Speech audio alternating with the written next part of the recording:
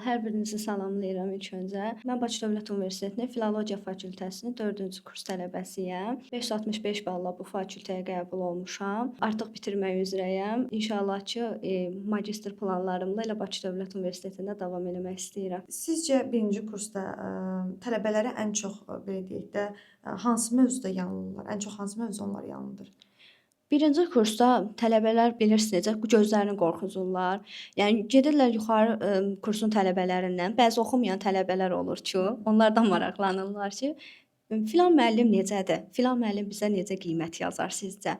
Əslində bu çox yanlış yanaşmadır. Hər müəllimin hər tələbəyə baxış bucağı eyni olmur. Məsələn, tutalım ki, bu müəllim birinci kursda bizə belə davranıb. Çünki bizim hərəkətimiz, bizim dərs oxumağımız ayrı olub. Məsələn, elə savadlı uşaqlar var ki, onlar, yəni savadlı uşaqlar heç vaxt deməz ki, müəllim bizə pis davranıb, müəllim bizə heç nəyi öyrətməyib. Yəni amma o birinci kursda gedirlər, soruşurlar, sonra deyirlər ki, filan material 100 səhifədir, mən bunu oxuya bilməyəcəm. Amma elə olmur. Yəni sən o 100 səhifənin hamısını oxumursan ki, sadəcə orada konspektlər götürürsən, müəlliflərin fikirlərini öyrənirsən. Əsas da elə budur. Müəllimlərin də bizdən tələb elədiyi budur. Sadəcə biz kitabla necə deyim, kitab oxumaqla kifayətlənmək lazım deyil axı. Sənin özünün düşüncən də olmalıdır. Məsələn, mühazirələrdə bizdə Qızılgül xanım dərs keçəndə mən çox fikirlə razılaşmırdım. O da məsələn öz fikirlərini deyirdi və biz müzakirələr aparırdıq.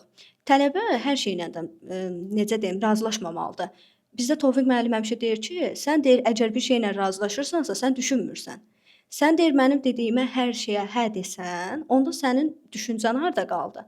Sən də bir şeyə etiraz eləməlisən. Sənə görə bu düzgün olmaya bilər. Sən də bir mütəxəssissən də artıq. Və belə deyirdim ki, bir də tələbələrdə bir şey var, mənim qrup yoldaşlarımda da olurdu. Mühazirəyə qulaq asmırlar. Əslində amma bizim çox öyrənəcəyimiz şey kitablardan yox, dinlədiyimiz mühazirələrdən olur. Çünki o insanlar illərin təcrübəsindən keçmiş insanlar ki, onlar da həmin kitabı oxuyub gəlib bizə danışa bilərlər. Amma onların da yeni fikirləri var axı. Sən kitabı oxuya bilərsən, bir baxış bucağı görərsən. Amma kitabı oxuyaraq, mühazirə dinləyərək və seminarda da aktiv iştirak edərsən, sən artıq bir neçə baxış bucağı görərsən. 4, 5. Məsələn, bir tələbə var, o deyir ki, məsələn, mən bunu razılaşmıram. Mən də deyirəm ki, mən bununla razılaşmıram. Artıq müzakirə yaranır. Demək ki, ortada bir problem var ki, biz razılaşmırıq da. Yəni aşağı kurslara məsələn dəstək verən biri olmuşam da. Müəyyən materiallarımı göndərmişəm, öz konspektlərimi də göndərən biri olmuşam. Hər zaman da yəni böyük məmnuniyyətlə də onlar deyirlər ki, biz imtahan vaxtı da çox bunlardan kömək aldıq, yazdıq. Amma həmişə deyirəm ki, siz özünüzdən fikirlərinizi yazın. Məsələn, məndən soruşurlar ki, imtahanı necə yazaq?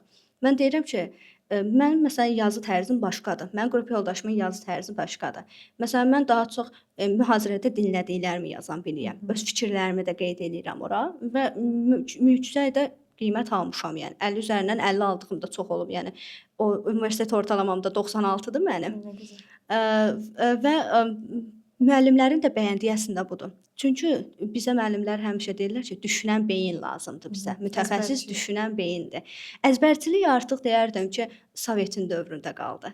Yəni müəyyən şeyləri əzbərləməklə yanaşı sən düşünmə bacarığın da olmalıdır və bugünkü dövrümüzdə hər şey düşüncənin üzərindədir. Razıyam səninlə.